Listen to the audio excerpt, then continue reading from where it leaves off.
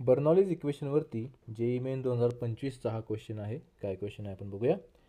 Consider a completely full cylindrical water tank of height 1.6 meter and cross-sectional area 0.5 meter square. It has a small hole in its side at height 90 centimeter from the bottom. Assume the cross-sectional area of the hole to be negligibly small as compared to the water tank.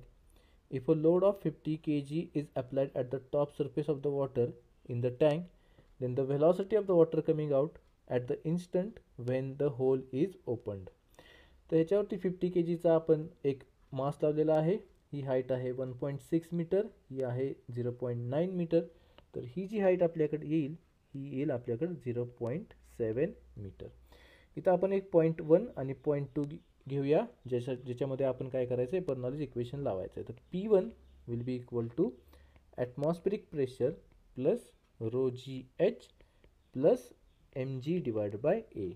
तर P1 आपल्याकडे काय येतं आहे, atmospheric pressure plus 1000 into 10 into 0.7 plus 500 divide by 0.5.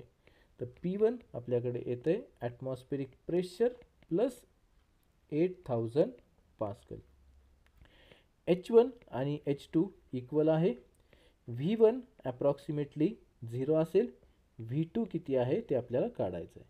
आपण Bernoulli's equation लावलं तर काय येईल, P1 plus rho g H1 plus half rho V1 square is equal to P2 plus rho g H2 plus half rho V2 square. H1 आणि H2 same आहे त्यामुळे हे cancel होतील. V1 अप्रॉक्सिमेटली 0 आहे त्यामुळे हे पण कॅन्सल येईल. तर P1 आपल्याकडे काय येईल, P1 येईल ॲटमॉस्फेरिक प्रेशर प्लस 8000 आणि इज इक्वल टू P2 ते पण आहे atmospheric pressure plus half rho V2 square. तर ॲटमॉस्फेरिक प्रेशर इथून कॅन्सल झालं. आपल्याकडे येते 8000 is equal to half into 1000 into V2 square. तर इथून सॉल्व केल्यावरती आपल्याकडे V2 is equal to 4 metre per second येते. तर करेक्ट आन्सर आहे आपल्याकडं ऑप्शन डी.